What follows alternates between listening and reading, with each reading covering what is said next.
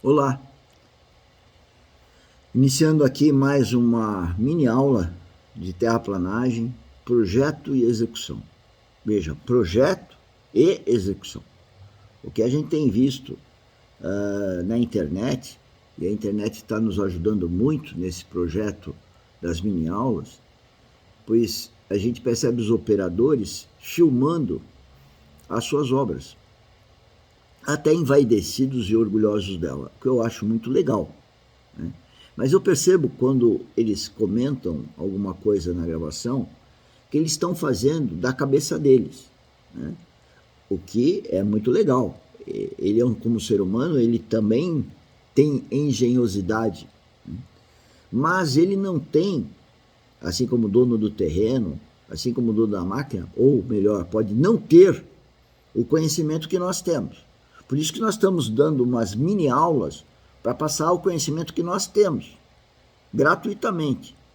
E o nosso objetivo aqui é que você compartilhe esse vídeo, compartilhe o canal YouTube, cujo endereço é Engenheiro Mauro Lozano, Lozano com Z, que é o endereço oficial da Academia Dynamis de Engenharia Geotécnica, que tem um site, que é o site da nossa empresa, que é www.dynamisbr, tudo junto, .com.br.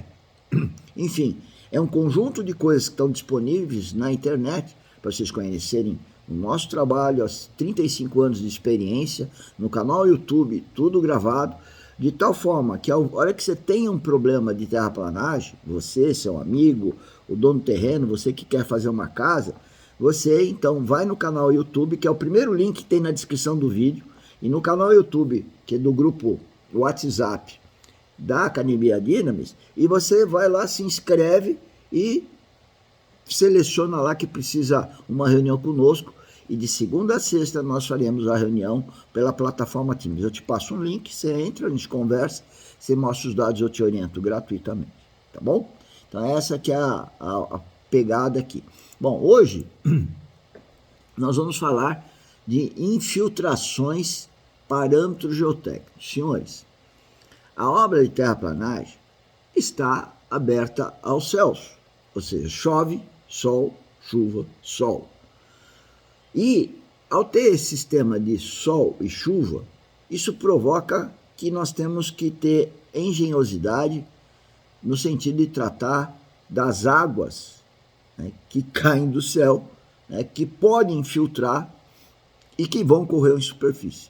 Então, tanto a água que infiltra vai infiltrar, tanto a água que corre em superfície, que vai correr, não tem jeito, ou ela penetra no solo ou ela corre, nós temos que tratar lá do ponto de vista de engenharia. Nós não podemos dizer que choveu demais. Choveu demais faz parte da variável que nós temos que considerar no nosso projeto de terraplanagem. O projeto de terraplanagem, ele requer uma drenagem, chuva que cai, chuva que infiltra, drenagem e proteção. Proteção por quê? Evitar que ela infiltre, às vezes isso é conveniente, às vezes não, às vezes é bom que ela infiltre mesmo, que eu vou provocar a infiltração, e que ela venha a ocorrer em superfície, que ela não venha a erodir, que isso vai acontecer. Mais ou menos vai acontecer. Nós temos experiência para te dizer isso de uma forma assertiva, né? Pragmática. E como que nós vamos fazer? Nós vamos fazer, então, as drenagens e proteções superficiais provisórias durante a obra, e eu vou estar comentando aqui. Mas e as águas que infiltram? Hoje nós vamos falar das águas que infiltram. E as águas que infiltram, como vocês podem ver nesse livro, por sinal esse livro está download gratuito pela internet. Esse livro foi feito pelo pessoal da Universidade de Brasília, UNB, né? E lá, então, está falado de infiltrações, né? Está escrito aqui, ó, tópico sobre infiltração, teoria e prática aplicada a solos tropicais, que é o caso do Brasil, solo tropical, tá? Aí está o Camapum e outros aqui que fazem esse livro, né? Pela universidade, é gratuito, tem um download.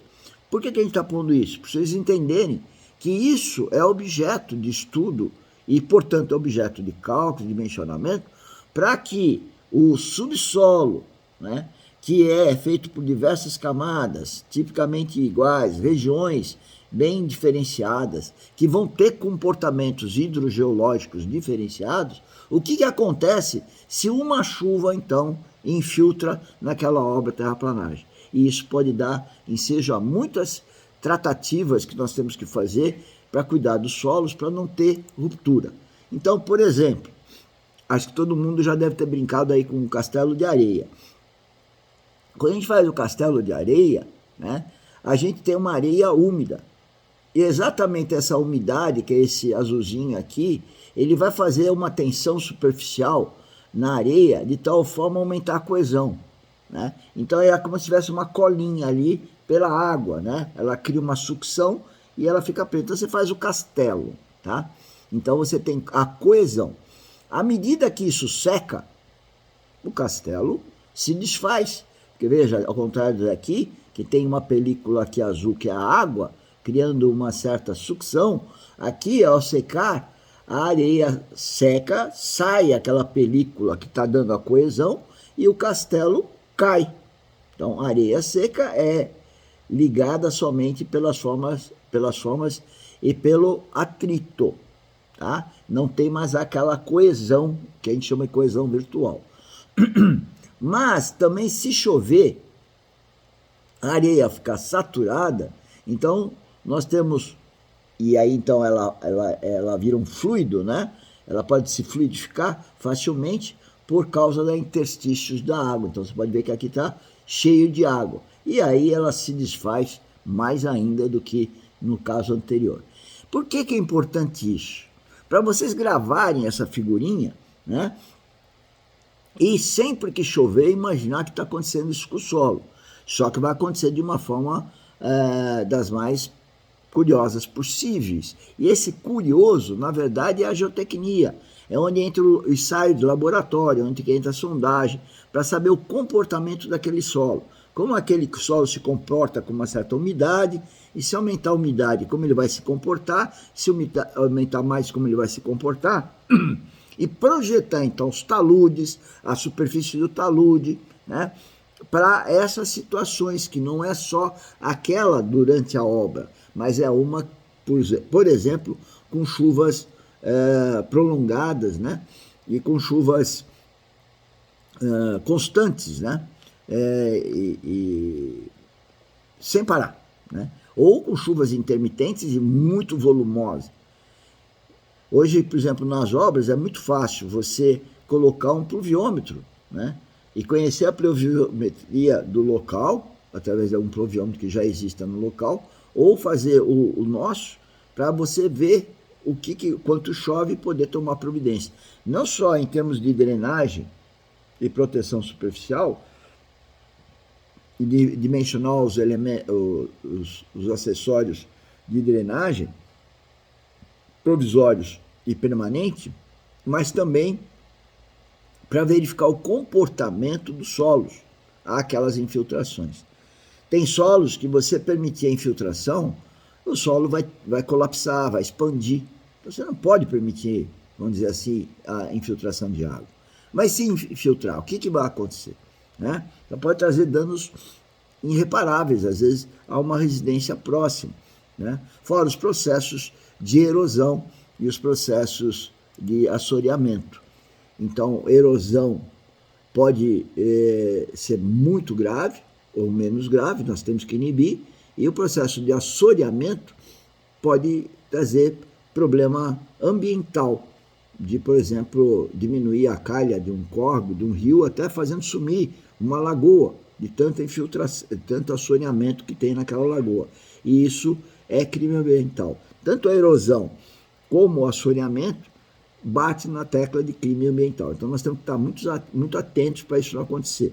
E por isso que então, os grãos que eventualmente vão erodir dentro do nosso terreno não devem sair do terreno. Então nós devemos fazer uma cortina, né, de contenção de sólidos, como em outra aula eu mostrei recentemente.